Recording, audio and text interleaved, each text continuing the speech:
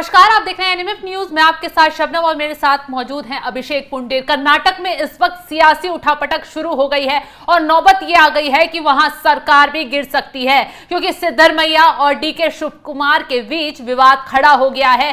DK Shivkumar चाहते हैं कि सिद्धरमैया उन्हें सीएम की कुर्सी दे दे, तो वहीं सिद्धरमैया गुट के कुछ नेताओं ने मांग खड़ी कर दी है कि राज्य में 3 डिप्टी सीएम बनाए जाएं, ताकि डीके शिवकुमार पर राजनीतिक दबाव बनाया जा सके, उनकी पावर कम की जा सके। इसी विवाद को लेकर अब सिद्धरमैया दिल्ली भी पहुंच गए हैं और उन्होंने कांग्रेस अध्यक्ष खड़गे से मुलाकात भी की है। यानी कि कर्नाटक में जो तस्वीरें अब देखने के लिए मिल रही हैं, उससे सियासी उठापटक बहुत ज्यादा मची हुई है और सरकार संकट में गिरती हुई नजर आ रही है। अभिषेक, देखिए, इस विवाद को समझने के लिए थोड़ा पहले जाना पड़ेगा। जब कर्नाटक का चुनाव जीता था कांग्रेस ने, उस वक्त जो सेहरा था वो सीधा सीधा डीके शिवकुमार ने अपने सर पर बांधने की कोशिश की थी। उनके कार्यकर्ताओं ने भी जो है सीधे तौर पर इसे बताया था कि डीके शिवकुमार की जीत है। जिस तरीके से उन्होंने मेहनत की है, जो संगठन मतलब सुस्त अवस्था में पड़ा था, उसमें कैसे जान भरी और कर्नाटक में कांग्रेस की सरकार बनाने की जो है उन्होंने बात कही थी। उसके बाद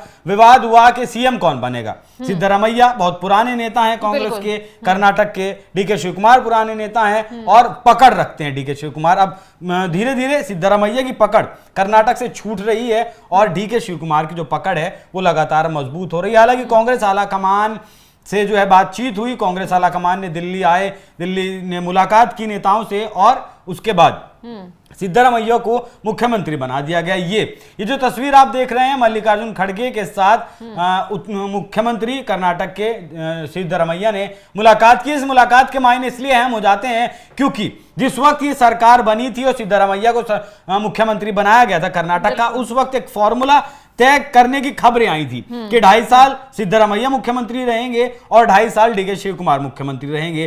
तब डीके शिवकुमार ने कहा था कि आप पहले 2.5 साल मुझे बना दीजिए। लेकिन कांग्रेस आलाकमान के खास नेताओं में आते हैं डीके शिवकुमार और खास तौर पर मल्लिकार्जुन खड़गे के बहुत खास नेता माने जाते हैं। तो ऐसा हुआ कि डीके शिवकुमार की बजाय सिद्धरमैया को पहले 2.5 साल मुख्यमंत्री बने रहने की जो है बात कही गई और उन्हें मुख्यमंत्री बना भी दिया गया। लेकिन अब जैसे जैसे वक्त गुजर रहा है तो जो डीके शिवकुमार गुट के जो नेता हैं, डीके शिवकुमार के खेमे के जो नेता हैं, जो मंत्रिमंडल में भी हैं और साथ में जो साधु संत भी हैं, वो अब मांग करने लगे हैं। क्योंकि वोकालिंगा समुदाय से आते हैं डीके शिवकुमार और वोकालिंगा के कुछ साधु संतों ने इस बात की मांग कर दी है कि अब डीके शिवकुमार को मुख्यमंत्री बना दिया जाना चाहिए।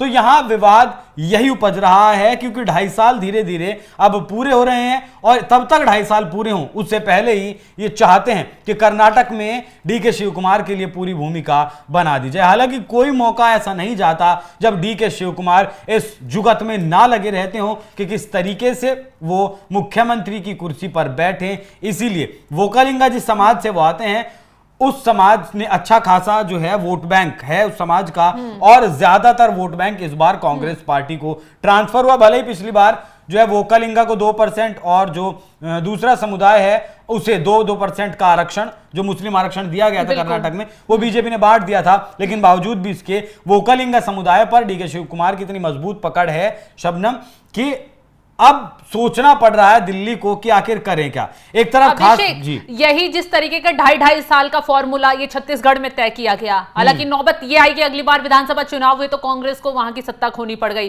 राजस्थान में भी सचिन पायलट और गहलोत के बीच इसी बात को लेकर विवाद था कि मुख्यमंत्री कौन बनाया जाएगा, कौन नहीं बनाया जाएगा। और नौबत अंदरूनी कलह कांग्रेस में इतनी बढ़ गई, 2 गुट बट गए, जिससे राजस्थान भी हाथों से चला गया। अब वही चीज अब कर्नाटक में भी खड़ी हो गई है। वोकालिंगा समुदाय से ये अभी डीके शिवकुमार आते हैं और जहां पर अब सिद्धरमैया गुट के कुछ नेताओं ने मांग कर दी है कि वोकालिंगा के ही 3 उप मुख्यमंत्री बना दिए जाएं, ताकि डीके शिवकुमार की पावर को कम कर दिया जाएगा। और जिस तरीके से आला कमान डीके शिवकुमार पर ज्यादा विश्वास जताता है, उन्हें हर अभी लोकसभा चुनाव में भी उन्हें खास जिम्मेदारी दी गई। तो उस तरीके से जिस तरीके से सिद्धरमैया गुट रणनीति बना रहा है, उससे अगर डीके शिवकुमार को साइडलाइन किया गया, उनकी पावर कम करने की कोशिश की गई, तो कहीं ना कहीं राज्य में कांग्रेस को नुकसान हो जाएगा। पार्टी 2 गुट बढ़ जाएगी और हो सकता है कि अगर पार्टी 2 गुट बटी तो डीके शिवकुमार अपना गुट लेकर अलग पार्टी भी बना ले।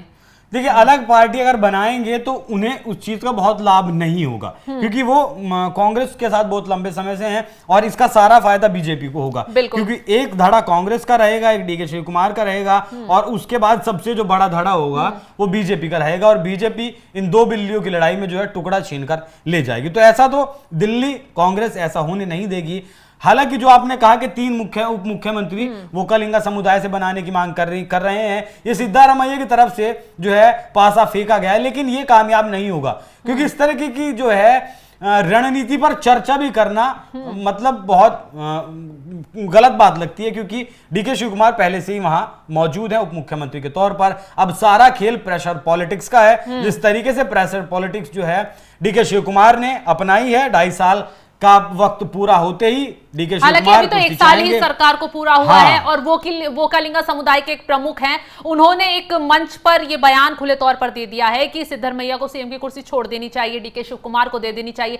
उस मंच पर सिद्धरमैया वहीं मौजूद थे जब ये बयान दिया गया, तो कहीं ना कहीं अंदर ही अंदर सिद्धरमैया को ये बात खल गई है और यही रीजन है कि वो दिल्ली के चक्कर काट रहे हैं और तमाम अपने नेताओं को इकट्ठा कर बैठ के कर रहे हैं, रणनीति बना रहे हैं। मल्लिकार्जुन खड़गे से मुलाकात करने का सिर्फ यही ध्येय था। और साथ ही एक पॉइंट यहां और जोड़ना जरूरी होगा शबनम, कि ईडी सीबीआई के रडार पर डीके शिव कुमार भी हैं। उनका भी एक हाई कोर्ट जो है, हाई कोर्ट में बेंगलुरु की कोर्ट, हाई कोर्ट में केस चल रहा है, उसका भी फैसला बहुत जल्द आने वाला है। तो हो सकता है कि जिस तरीके से 2018 में ऑपरेशन लोटस बीजेपी ने कर्नाटक में किया था, हो सकता है इस बार यही एक संभावना है। सिर्फ फिलहाल मौजूदा वक्त में जो आपने कहा कि धड़ा बढ़ सकता है, वो तो धड़ा बढ़ने की तो संभावना नहीं है, लेकिन एकमात्र जो संभावना वो ये है कि डीके शिव कुमार, उनके साथ जितने विधायक हैं वो उन्हें लेकर बीजेपी के साथ जाकर सरकार बनाने की जो है कवायद कर सकते हैं। उसको इन संभावनाओं को जरूर थोड़ा सा बल मिलता है।